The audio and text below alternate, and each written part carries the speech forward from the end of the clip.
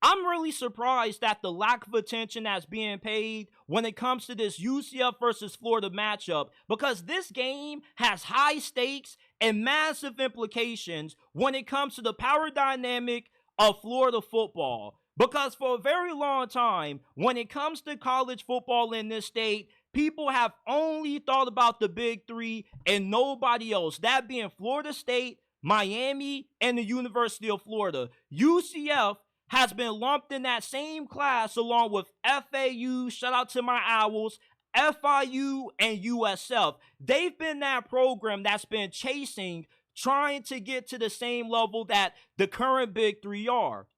But if UCF walks out of the swamp this weekend with the dub, you will have no choice but to legitimize them as part of the big four in the state of Florida when it comes to football. There no longer will be a big three. This ain't a bowl game. This is a regular season matchup where you have a UCF team that right now has more momentum than what Florida football has under Billy Napier. Last year, I don't know how many of you guys know this, but UCF had their highest rated recruiting class in program history. And the reasoning for that is because when they made the move from the American to the Big 12, they didn't just want to say, okay, we're now part of a Power 4 conference. No, they wanted to show that they now were part of a Power 4 conference, because not only has the recruiting skyrocketed ever since making the transition, but they also have been investing a lot of money into improving their facilities and elevating their football program to be on the same level that Florida and the other top programs are. And with the win, this would be a sign that we've seen a changing in the guard when it comes to the hierarchy and the power structure of college football in this state. Because there's a chance that with the win, UCF has a better season in Florida this year, and they could be the second best team in this state right behind Miami. And UCF, the good thing about it is that they don't really have anything to lose, but a lot to gain if they win this game. If they win, it's going to be a surprise, because although they are a current 3-point favorite, Florida has the better roster and they got the home field advantage. People still view UCF as a small school program, even though they have one of the largest campuses in America and they're smack dab in one of the biggest tourist attractions in the Sunshine State, that being Orlando. So UCF with the win, they could legitimize themselves. Meanwhile, for Florida, they got nothing to gain if they win this game, because if they win, they were expected to win. You got the talent advantage and you got the home field. But if you lose, not only does your reputation take a hit, but you end up putting yourself in a position where you could be 0-3 against the three biggest programs in your state, which would be a massive hit to Florida's brand. Because when you think of Florida Gators football, you think of the legend that is Tim Tebow with that number 15, Urban Meyer, Fred Taylor. You think of all the greats that put on that orange and blue uniform.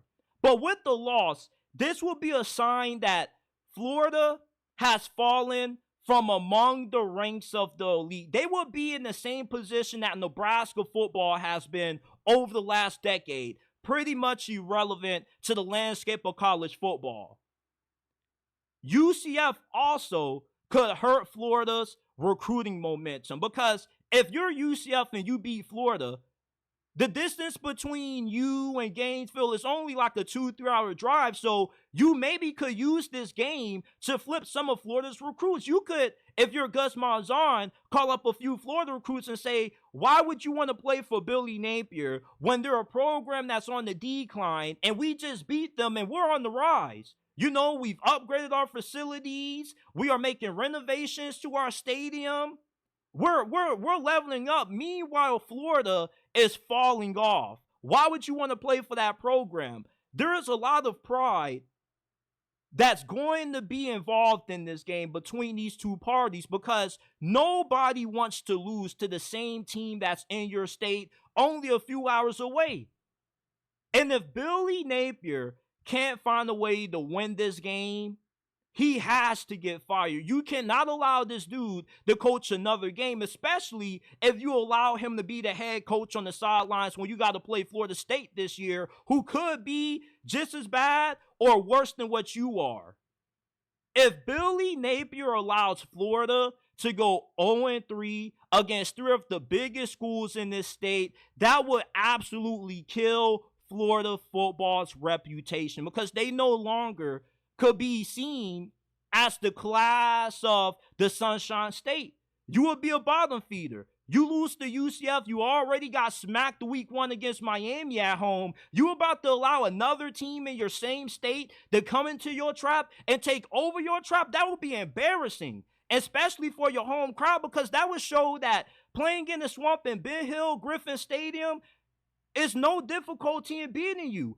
And when you are the program that has the prestige and all of the pageantry that Florida has, defending your home turf is everything. And when you can't do that, that's a sign that you have a guy that isn't the right leader for your program moving forward. Billy Napier is coaching for his job, and Florida's playing for their reputation, their respect in this game. Because if UCF walks out with the win Saturday night, that would show that we truly have seen a power shift when it comes to college football in this state. You no longer can laugh at UCF and say they're the little brother and they want to be like big bro like the other 3 big programs. Like, no, that would show that they have matured and they now are part of the table now of the big 4. There no longer would be a big 3. And UCF will be ranked above Florida just because they've had a little bit more success than what the Gators have had these last couple of years under Billy Napier. And also, with UCF being in the Big 12, that would give that conference bragging rights over the SEC. Even though the SEC is still a better conference overall, the fact that a team from the Big 12 can come into Ben Hill Griffin Stadium and embarrass a team that has a better roster than them will show that the SEC may not be as deep as what people make it out to be. Because even if you have a team in the Big 12 that can't rival the majority of these SEC schools from a talent standpoint, they can still outclass them. That shows that you have a head coach that doesn't know what they're doing. It also shows that the SEC doesn't have a lot of depth. They're only top heavy. They only got about 6-7 good teams, and the rest of their conference is relatively weak. And Oklahoma State already beat Arkansas this year. So the Big 12 will be what? 2-0 against SEC foes? This is a must-win game for Florida. This is probably the biggest game that Billy Napier has ever coached in, because there is a lot on the line. You cannot allow yourself to fall 0-2 against another big team in your state. It already doesn't do you any favors that you're losing a few of recruits. And if you lose this game, you probably will lose some more recruits after, because it shows that your program's not trending upwards. They only are trending down, as what we've seen this program do these last 2 years with Napier at the helm. There's a lot on the line in this game, and I'm really shocked that not a lot of people are giving it more attention.